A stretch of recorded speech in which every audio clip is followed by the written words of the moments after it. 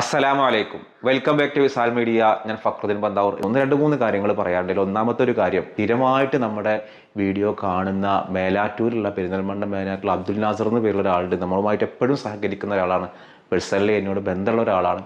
അദ്ദേഹത്തിൻ്റെ ഉമ്മ മരണപ്പെട്ടു. നമ്മളെല്ലാവരും ദുആ ചെയ്യുക, അള്ളാഹു അവർക്ക് മഗ്ഫിറത്ത് കൊടുക്കട്ടെ, മർഹമത്ത് കൊടുക്കട്ടെ, ഖബറിടം അള്ളാഹു സന്തോഷത്തിലാക്കട്ടെ.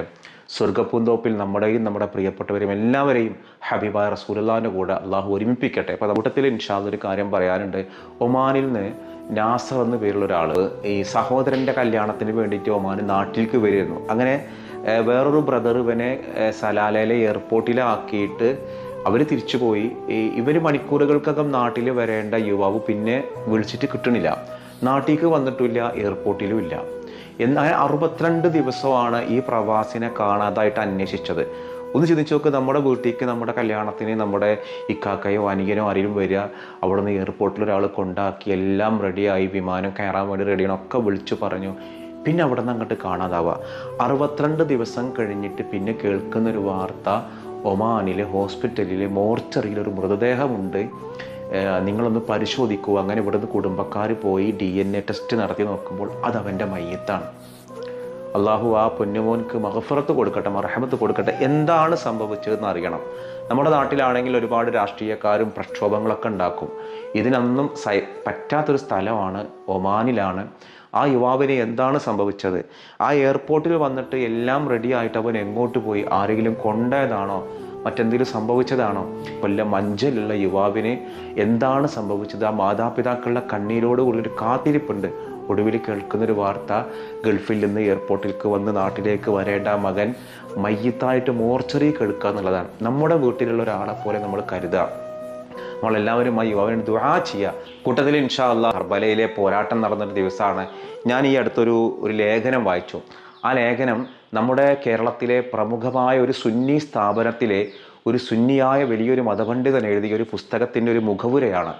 ആ മുഖവുരയിൽ കർബലയിൽ ഹുസൈൻ റളിയല്ലാഹു അൻഹു കൊല്ലപ്പെട്ടത് ഒരു ദുഃഖവുമില്ലാത്ത രീതിയിൽ എഴുതി പിടിപ്പിച്ചത് കണ്ടപ്പോൾ സത്യത്തിൽ കർബല ചരിത്രവും അന്നത്തെ ആ ഒരു ദാരുണമായ സംഭവം നമ്മൾ വിലയിരുത്തുന്നതിൽ വളരെ വലിയ പിഴവ് നമുക്ക് സംഭവിച്ചിട്ടുണ്ട് എന്നുള്ളതാണ്. കാരണം അന്നത്തെ ഭരണാധികാരിയോട് യുദ്ധം ചെയ്തതുകൊണ്ട് അനിവാര്യമായ വധമാണ് നടത്തിയത്. അതായത് കൊന്നതിനെ ന്യായീകരിക്കാം. അതൊരു സുന്നി പണ്ഡിതൻ്റെ കയ്യിൽ നിന്ന്, അതൊരു സുന്നി സ്ഥാപനം, വലിയൊരു സുന്നി സ്ഥാപനം നടത്തുന്ന അവിടുത്തെ ഒരു അധ്യാപകൻ പറയാമെന്ന് പറയുമ്പോൾ അതൊരിക്കലും നമുക്ക് ഉൾക്കൊള്ളാൻ കഴിയാത്ത ഒന്നാണ്. ഇതുവരെ നമ്മൾ കുറച്ച് ചരിത്രങ്ങൾ പറഞ്ഞിരുന്നു. ഇന്ന് നമ്മൾ പറയുന്നത്, ഒരിക്കൽ ഹബീബായ നബി സല്ലല്ലാഹു അലൈഹി വസല്ലമ കണ്ണീരോടുകൂടി ഇരിക്കുക. അലി റളിയല്ലാഹു അൻഹു അങ്ങോട്ട് വരുന്നുണ്ട്. അലിയെ കണ്ടതോടുകൂടി ഹബീബായ നബി വാരിപ്പുണർന്നു, സങ്കടപ്പെട്ട് കരഞ്ഞു. ഹബീബായ നബിയുടെ ഈ സങ്കടം കണ്ടപ്പോൾ അലി റളിയല്ലാഹു അൻഹു ചോദിച്ചു, എന്തു പറ്റി? അപ്പോൾ ഒരു കയ്യിലൊരു പിടി മണ്ണുണ്ട്. എന്നിട്ട് പറയാണ്, ഇത് കർബലയിലെ മണ്ണാണ്. ഈ കർബലയിലാണ് നമ്മുടെ പേരക്കിടാവ് ഹുസൈൻ അതിക്രൂരമായിട്ട് കൊല ചെയ്യും. ഇത് ജിബ്രീൽ കൊടുന്നു കൊടുക്കുകയാണത്രേ. ആ ഭാവിയിൽ നടക്കാൻ പോണ സംഭവത്തിൻ്റെ രക്തം പുരണ്ട മണ്ണ് ആര് കൊടുന്നു കൊടുത്തുക്കാണ്? ജിബ്രീൽ അലൈഹിസ്സലാം ഹബീബായ നബിക്ക് കൊടുന്നു കൊടുത്തുക്കാണ്. ഇത് മുൻകൂട്ടി അറിയാമായിരുന്നു ഹുസൈൻ റളിയല്ലാഹു അൻഹുവിനെ, ഞാൻ കർബലയിൽ കൊല്ലപ്പെടും, കർബലയിൽ എന്തോ സംഭവിക്കാനുണ്ട് എന്ന് അറിയാമായിരുന്നു. എന്നിട്ടും എന്തുകൊണ്ടായിരിക്കും ഹുസൈൻ റളിയല്ലാഹു അൻഹു പോയിട്ടുണ്ടാവുക? നിങ്ങൾ ചിന്തിച്ചിട്ടുണ്ടോ? കർബലയിൽ എത്തിയപ്പോൾ ഹുസൈൻ റളിയല്ലാഹു അൻഹു നേരിടാൻ വന്ന 4000-ഓളം വരുന്ന സൈന്യമാണ്. ആ സൈന്യം സിയാറത്ത് അയച്ചതാണ്. ആ സൈനിക തലവൻ ആരായിരുന്നു അറിയോ? വലിയ സ്വഹാബിയായ അംർ ഇബ്നുൽ ആസ് റളിയല്ലാഹു അൻഹുവിന്റെ മകൻ ഉമറായിരുന്നു ആ സൈനിക തലവൻ.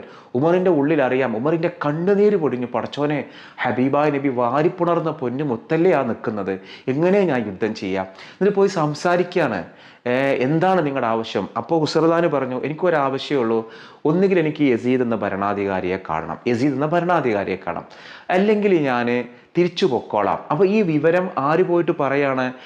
ഈ ഒരു അംർ ഇബ്നുൽ ആസ് റളിയല്ലാഹുവിന്റെ മകനായ ഉമർ പോയിട്ട് പറയാണ് സിയാദിനോട്, സൈനിക തലവനോട്, അവിടുത്തെ ഗവർണറോട്.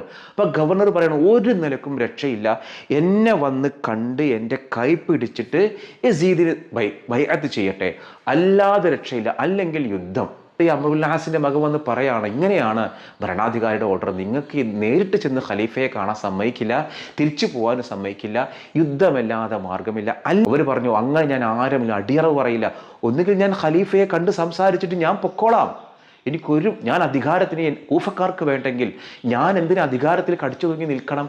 ഇതായിരുന്നു അദ്ദേഹത്തിൻ്റെ നിലപാട്, അതായിരുന്നു ശരിയായ നിലപാട്. അംർ ഇബ്നുൽ ആസിൻ്റെ മകൻ അവിടെ പോയിട്ട് പറയാണ്, വീണ്ടും ഇത് ഇങ്ങനൊരു വിഷയമാണ് പറയുന്നത്. അങ്ങനെ അംർ ഇബ്നുൽ ആസിൻ്റെ മകൻ ഉമറിനെ സൈനിക തലവനെ നീക്കിയിട്ട് അതിക്രൂരനായ ഒരാളെ പിടിച്ചു നിയമിച്ചു. അയാളോട് പറഞ്ഞു ഇതാണ് സംഗതി. അങ്ങനെയാണ് അത് ആ ചർച്ച എവിടേക്ക് എത്തുന്നത്, യുദ്ധത്തിലേക്ക് പോകുന്നത്. ആ യുദ്ധത്തിൻ്റെ വിവരണം നമുക്ക് വേറൊരു വീഡിയോയിൽ പറയാം. ആ യുദ്ധത്തിൽ രാവിലെ തുടങ്ങിയൊരു യുദ്ധം വൈകുന്നേരമാകുമ്പോഴേക്ക് ഒരു തുള്ളി വെള്ളം പോലും കുടിക്കാൻ കഴിയാതെ ക്രൂരമായിട്ടാണ് ഹുസൈൻ റളിയല്ലാഹു കൊലപ്പെടുത്തിയെന്ന് മാത്രമല്ല, ഒരാൾ പല അമ്പും കുത്തൊക്കെ ഇട്ടിട്ട് ഒരാളെ കഴുത്തറുത്തിട്ട് ആ കഴുത്ത് കുന്തത്തിൽ നാട്ടിയിട്ട് സിയാദിന് കൊണ്ടുപോയിട്ട് കാഴ്ച വെച്ചു എന്നാണ്. നഊദുബില്ലാ, അന്ന് ഭൂമി കരഞ്ഞിട്ടുണ്ടാകും. അതിൻ്റെ ഒരുപാട് വിശദാംശങ്ങളുണ്ട്. അപ്പോൾ ഇങ്ങനെയൊക്കെ മരണപ്പെടുന്ന അറിഞ്ഞിട്ടും എന്തുകൊണ്ടായിരിക്കും ഹുസൈൻ റളിയല്ലാഹു പോയിട്ടുണ്ടാവുക? അവിടെയാണ് ആത്മീയമായി മഹാഗുരുക്കന്മാർ പറയുന്ന ഒരു കാര്യം. സയ്യിദ് ശുഹദാക്കന്മാരുടെ നേതാവാണ് ഹുസൈൻ റളിയല്ലാഹു. അത് അള്ളാഹുവിൻ്റെ ഹബീബായ റസൂലുള്ളാഹി ആദ്യം പ്രഖ്യാപിച്ചതാണ്. അപ്പോൾ അദ്ദേഹം കർബലയിലേക്ക് പോകുന്ന സമയത്ത് അദ്ദേഹത്തിൻ്റെ മനസ്സിൽ വരുന്ന ചിത്രം തൻ്റെ വല്യപ്പയായ ഹബീബായ റസൂൽ സ്വർഗത്ത് മാടി വിളിക്കുകയാണ്, പൊന്നു മോനെ നീ രാജകീയമായിട്ട് വാടാ. അപ്പോൾ വല്യമ്മ ഖദീജ ബീവി ഇങ്ങനെ ഇരുന്ന് വിരിക്കണേ, പൊന്നുമോനെ മാടി വിളിക്കുകയാണ്. ആ മാടി വിളിക്കണ സ്വർഗത്തിലേക്ക് എത്തണ്ടേ? അപ്പോൾ ഒരു മൂലക്കൽ ആരിയ്ക്കുന്ന പിതാവായ അലി റളിയല്ലാഹു അൻഹു കൊല്ലപ്പെട്ട മനുഷ്യനാ. ആ സ്വർഗത്തിൽ നിന്ന് അലി റളിയല്ലാഹു ഇങ്ങനെ പുഞ്ചിരിയോടുകൂടി പൊന്നുമോനെ നിന്നെ ഇങ്ങനെ എത്രയാടാ ഞാൻ കാത്തിരിക്കുന്നത്. അപ്പോൾ വളരെ സന്തോഷം കൊണ്ട് കണ്ണ് നിറഞ്ഞ് പൊന്നുമ്മ ഫാത്തിമ ബീവി, ആ ഫാത്തിമ ബീവി നിറ കണ്ണുകളോടെ മകനെ കാത്തിരിക്കുകയാണ്. പൊന്നുമോനെ നീ ഇങ്ങോട്ട് വാ, സ്വർഗസ്ഥനായിട്ട് വാ, നീ ഏറ്റവും അധികം രക്തസാക്ഷിയായിട്ട് വാ. അപ്പോഴുണ്ട് തൻ്റെ സഹോദരൻ ഹസൻ, തന്നെ രാഷ്ട്രീയത്തിലേക്ക് കൊണ്ടുവന്ന ജനങ്ങൾക്ക് വേണ്ടി പ്രവർത്തിക്കാൻ പഠിപ്പിച്ച ഹസൻ, ശത്രുവിൻ്റെ ചതികളാൽ കൊല്ലപ്പെട്ട തൻ്റെ സഹോദരൻ, അതിങ്ങനെ ഇങ്ങനെ ഒരു കുടുംബം മുഴുവനും സ്വർഗത്തിലിരുന്ന് മാടി വിളിക്കും. അതിൽ വല്യപ്പുണ്ട്, വല്യമ്മണ്ട്, ഉമ്മണ്ട്, ഉപ്പുണ്ട്, സഹോദരനുണ്ട്. ഇത് മുഴുവനും ആ സ്വർഗത്തിലെ ശുഹദാക്കളുടെ നേതാവിനെ മാടി വിളിക്കുമ്പോൾ കർബലയിലേക്ക് എങ്ങനെ പോകാതിരിക്കാനാവുക? അതുകൊണ്ടാണ് കർബലയിലേക്ക് പോയത്. ഇതിൽ വേറെയും കാര്യമുണ്ട്. ഈ മുഹറം 10 ലോകത്തുള്ള സർവ്വ പ്രവാചകന്മാർക്കും വളരെ സവിശേഷമായ സന്തോഷം കിട്ടിയ ദിവസമാണ്.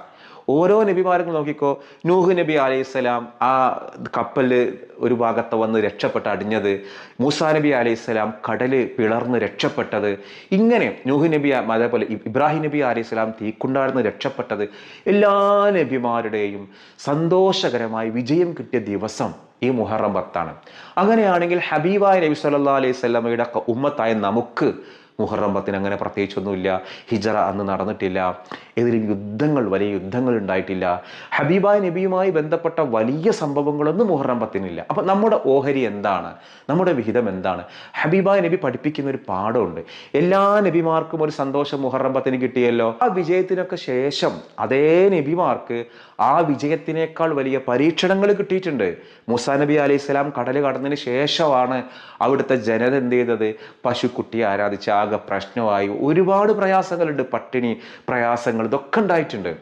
എല്ലാ നബിമാരും നോക്കിക്കോ, മുഹറം 10 വിജയത്തിന് ശേഷം അവർക്ക് വലിയ പരീക്ഷണങ്ങളും ദുനിയാവിൽ വലിയ ഇടങ്ങറും ഉണ്ടായത്. എന്നാൽ നമ്മുടെ ഉമ്മത്തിന് കിട്ടിയ അന്നത്തെ പാരിതോഷികമാണ് മുഹറം 10 കർബല എന്ന് പറയുന്ന ദിവസം. ആ ദിവസം രക്തസാക്ഷിയായിട്ട് സ്വർഗത്തിലേക്ക് പോയിട്ട് ഒരു വിഷമം, ഒരു തരത്തിലുള്ള പ്രയാസവുമില്ലാത്ത ആത്യന്തികമായ വിജയം കിട്ടിയ ഓഹരിയാണ് നമ്മുടേത്.